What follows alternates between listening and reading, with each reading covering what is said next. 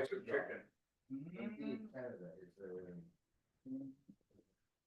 These people looking for people to work. See this over here. It's not scam. The nature of the way God created the world is that we're takers. As a matter of fact, all of creation is that way. The big fish eats the small fish, and what does it give back to the ecosystem? Minimally, right? From its excrement. Likewise, ourselves, we take. That's the nature. We were born in this world. We take from our parents. What do we give back? Well, we excrete some stuff when we're young. Then we grow up, and your mother tells you, share your toys, because if not, then no one will share with you. So we're giving, but, with the intent to take. When do we really grow up? Is that we can really be giving for the sake of giving and not for the sake of taking. That's being divine, to be like God. Because God, he is always giving. Right now, he's giving me the breath of life. Right now, he's giving me the power to understand, the power to use my mouth to say these words of Tanya. So he's constantly giving. He's not a taker. So to be divine means to be truly a giver. What does that mean exactly? How do we know? How do I know that I am that? How do you know that you are really a giver? Welcome to Tanya Today. I'm Rabbi Ronnie Fine, coming to you from Chabad Zichron Kadesh in Montreal, Canada, where it's a privilege and a pleasure to share with you the Tanya. We are in the 16th letter, concluding this letter today, which began only yesterday, where we spoke that if you are in the desert, our sages bring from the Torah the teachings that if you have one flask of water and you're holding on to it and your friend doesn't have water, right? And it's enough for one flask for one person to live. The theory of it, right? Because it's important. It may not be so applicable theory, but when you have the theory of something, then you know how to apply it in other circumstance. So you have enough for you to live. If you share it with your friend, you both die in the desert. So what's the law? So the person that is holding on to it, that belongs to, it's theirs. Furthermore, the Talmud tells us that if there is a stream that's going through two communities, the community who gets it first, they have a priority because it's going through their community first. So if they drain the stream in the usage of it, the second community doesn't have the right to it. You can't say 50-50 because it came through them first. But that's only if the first community is using as drinking water, and the second community also needs it as drinking water. Well, the first community used it up. They don't have a claim against, the second community doesn't have a claim against them. However, if the first community is using that water to clean their clothes, and the second community needs it for drinking water, then the first community can't use that water because they're not on an equal basis, right? They're not on an equal basis, even though it's theirs first. But you can't say in that instance, because washing your clothes is not fundamental to life, where drinking water is, assuming all other things equal, right? That's what we're talking about in the law, right? So Therefore, says the Alter Rebbe, based on that, if what I need in my life is fish for Shabbos, so I need money for fish for Shabbos. Bread I have, fundamentals I have, fish is a little extra, right? It's a little extra. Today may not be considered that, right? But relatively speaking, compared to someone else who doesn't have bread to give their children to eat. That's more fundamental than you having fish on Shabbos. The law is that you have to give to that family that they should have bread on their table, or the community has to give, but the law is you have to give, right? Because you're not equal. There isn't an equality here. It's like you're using the river for your clothing. No, you can't use the river for your clothing if down the stream is a community that needs it for drinking water. That is what we call shuras hadin, the law. In other words, by keeping the law, when you have extra and someone else doesn't, they don't have, again, bread for their children to eat, then you're responsible, whether it's an individual, the community. Here we're speaking the concept on an individual basis. The Alter Rebbe is speaking in this letter. You have a responsibility.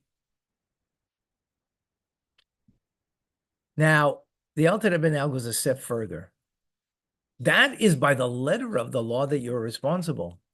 Is that giving? Of course it's giving, but it's not real giving because you're doing it by the letter of the law. Right? What happens if it's not about luxuries? How about if it's your own piece of bread? Right? Or the poor are crying out, not for bread, but maybe for fish. You have fish, they don't have fish, they have bread. So, in other words, by the letter of the law, you're not responsible to give up your fish or to give up part of your fish. Again, whether it's the actual fish, the money, whatever it is, right? The concept over here. You're not obliged by the letter of the law, but the Alter Rebbe says it wouldn't be proper to insist to follow the letter of the law here. Rather, you should impose austerity on your own life and go far beyond the demands of the letter of the law. You should do that. You shouldn't be insistent to go by the letter of the law. So, Rabbi, you see this. Well, let's just finish the thought and then we can go in. Let's just finish the thought over here because he's in the middle of a thought there. Go ahead. Clarify. You want go ahead. Ask a question Go ahead. exactly related to this. Go ahead. I could wait. Is it to clarify or is it to discuss? Question, but it's okay. I could wait. Finish up your thought. Okay. I have an appointment that just popped up on my phone. So Okay, so let's get into it. Okay. Doing Tanya in 10. Yeah, let's not interrupt, so we'll do it in 10. That's what I like.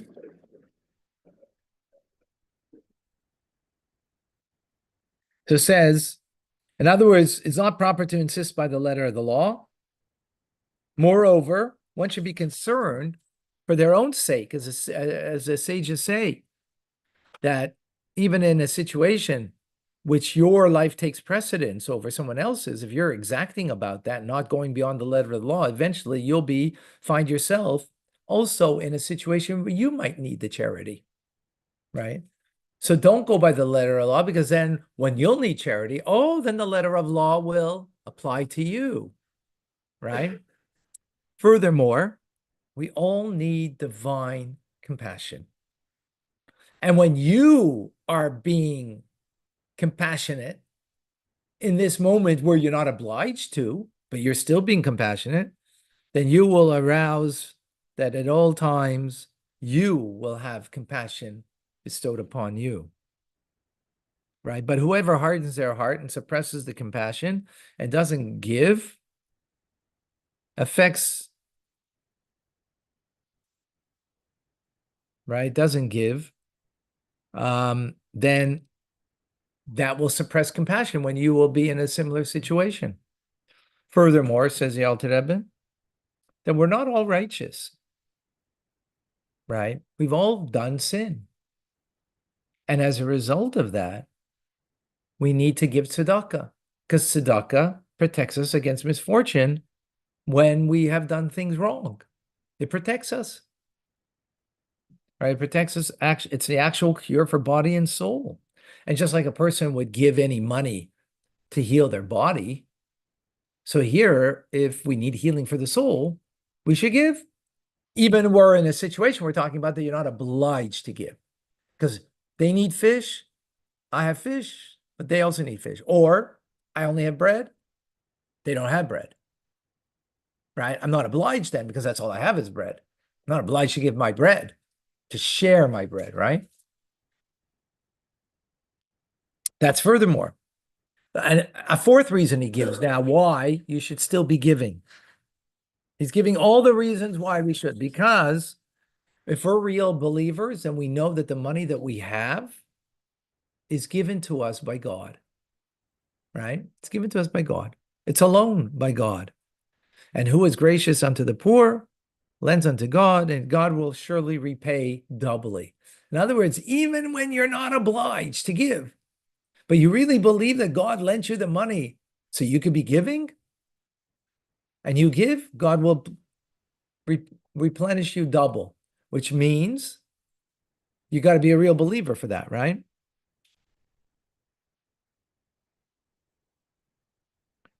Commandments usually are not for benefit, except for charity. You can gain that benefit, right? Furthermore, it's known that there's a great punishment that because the Alter Rebbe was collecting for the poor in Israel, who were really destitute. As destitute as they were in Russia, not compared to what the destitute situation that the Jewish people were, the Hasidic community that he was collecting for in Israel at the time. So destitute they were. And that's what he was collecting for. So he was collecting year after year for the community in Israel, and these people were giving year after year. But as he said in the beginning of the letter, I know that you've fallen on hard times. Still give, he's saying. That's the point that he's making here, right? And the final point that he makes is, since it's a communal effort that people are giving, if a person is not part of the communal giving, then he's sort of like separating himself from the community. There's a lot of negativity that comes to that person because they're not part of a communal effort. And therefore you should give. Act benevolently, O God, towards the good and the upright. And as is the wish, as the one who wishes, the writer, who seeks the welfare with all of his heart and soul. And that's how he concludes the letter. Whoa, is this like unreal? This is real giving, of when you're not obliged to give. We're talking about like you got a loaf of bread and you got to feed your family with that loaf. I mean, we don't have that today, no one has that, right? And yet you're going to give from that loaf to someone who doesn't have a loaf, right? You're going to give some of that. But then you have the assurance that Hashem is going to fucking value. You have to, that's a real believer. That means to be a real believer, though, right? That's one of the points he made. Others, if you really believe that your giving is not taking away from you because it's only a loan to you anyways, and the intent of the loan is to be giving, you'll still give. If you really believe, this is not a simple, not a simple thing. Okay, for us it might not be that, but we have today, having a cell phone is like having a piece of bread. If you don't have a cell phone, it's like, whoa. So, what does it mean, having today and not having, right? Today, who doesn't have fish or chicken? Who doesn't have that, right? Who doesn't have that? So what does it mean? Here, Okay, we're talking about the community. We're not talking about, there are, no, we're there are talking, people in our community that don't have. I mean, Matta, how many baskets does Matta give a week, for example? I don't know, hundreds. For example, yeah, that's our community. We don't have to look beyond ours. And you know how many other communities are in the same Yeah. situation? uh, But I just want to make a comment. Yes, go ahead. I guess ask a question, but you know, when you read like I subscribe to But- 24 News, for example. So one of the things that comes through on 24 News very often, almost overwhelmingly often, is people in dire need. You know, someone's child needs an operation, someone's person needs money for a wedding, someone's daughter, I mean, needs money for a wedding, someone's needs money for Shabbos, for example. There's just so much and so Right. many, it's overwhelming, you know, and the fear is that you don't really know who you're giving to. You know, because you're in a sense giving indiscriminately. right, And you don't know where it's gonna go. You don't even know if it's true today. right. So that's a big problem. So firstly, you give in your community first, right? And there are people that collect that you know in your community. So you're giving to that first. Yeah, but that's also indiscriminate giving, because you don't even know where the money is going to and who. Oh, no, who's so there- benefiting from it. Okay, I mean, there's people that you have, you have to trust people that who are trustworthy people that they're doing, they're doing appropriately with the money. I don't think that's something you have to concern yourself with. If it's someone that you don't know, right? So first of all, you can give and you give a limited amount, right? But if you're talking about a larger amount, right? So you want to give it to, like you said, somewhere where you know where you're giving it to. So first of all, in your community, and you need to know who people are in your community. So you give, right? Absolutely. So that's true. So yeah, again, to give, it depends the amount that you're giving. And also you need to begin with your community, that you have a responsibility first. Right. First, you have a responsibility, of course, to your own family, and then your own extended family, right? And then you have your direct community, right? Which means, like here in this synagogue, in this Chabad house, the people here that are in need. That would be the first. And then you would have in a greater Montreal Jewish community, right? It would come after that. And then after that, there would be outside of this, the community that you have here. But yeah, But you're right about one thing. People today consider having a cell phone equivalent to having food. yeah. And it's pretty much, I would say, like the same priority. And there's people on welfare. Well, I don't know if it's the same priority, but it's in their minds it is. People in special situations and in great need, yet they have a cell phone. I don't know what they're paying for their cell phone, but I know what I'm paying for mine. And it's not cheap. I want to reduce my rate as well too. I have to run. An Okay. appointment just popped up on my cell phone. So Jeff is asking, what was happening in Israel at the time when the Alter Rebbe was collecting that was causing them to be so poor? How did they connect with the Hasidic community, Jewish community, to support that giving? So excellent question. So if you see throughout history, whenever non-Jews were in control of the land of Israel, it did not prosper. You see that throughout history, and particularly the Ottoman Empire. At that time, it was the Ottoman Empire that controlled Israel. And it was, think about the land of Israel. It's a rocky terrain. What's going on in Israel today is a modern day miracle. It's literally a modern day miracle. And if someone thinks it's just because they're, smart Jewish scientists, it's not merely just smart Jewish scientists, because there are a lot of smart scientists other places, and they have not made a desert blossom, right? It's God's blessing of the Holy Land, and that God gave to the Jewish people that they should prosper on the Jewish land. So that's what's happening. That's what's happening today. But in the times of the Alter Rebbe, it was literally things would not grow. It was so bad, a rocky terrain. It was extremely, extremely difficult. The Alter Rebbe had one of his mentors. What he had one of his mentors, Mendel Haradoker, who in 1777 went to Israel with a bunch of Hasidim, bunch of his followers, and as a result of going there, he took upon himself to help them and to help the Hasidim that went there.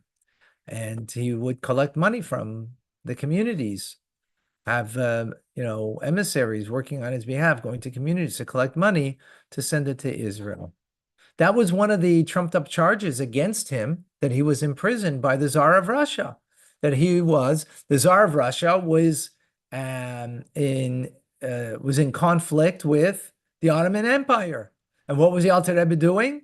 Sending money to the enemy. Right? That was the claim, sending money to the enemy. And that got him in prison. Hatzlacha, Shimon Leib. Right? And got him in prison. And of course, he wasn't sending to the enemy, he was sending to the Jewish people, to the Hasidim over there. But, they used that against him. So he was very much connected to Mendel Haradoker as a mentor of his, that he was sending him into the Hasidim there. When I was across it, the first time I heard an amazing story, it was actually a video we were looking at, where there was this swamp. I'm not sure exactly where it was close to Tel Aviv, but the long and short is, the people there literally took bags or huge cloths, and they literally soaked the cloth and drained the swamp using these cloths. And they went, I'm not sure if it's to a river or to the sea, and that is how the swamp was drained. It was also full of mosquitoes, and many of them died from malaria. Right. As a result. Right. We found the switch for the lights. Oh, Yeah, I know. inside? In the side. Okay. Joe's, we have to change the light up. Oh, no. Okay. No. Okay. Anyway, I know. That switch I know. That switch I knew. That switch I knew. But in the end, they got the swamp drained. But it was literally backbreaking and tedious using Right. to drain a swamp. Yeah. And this was in the early 1900s. Yeah. Some of them people that ice was got malaria. Yeah. It was extremely difficult. All right, folks. I don't see any other questions. Thank you, Jeff.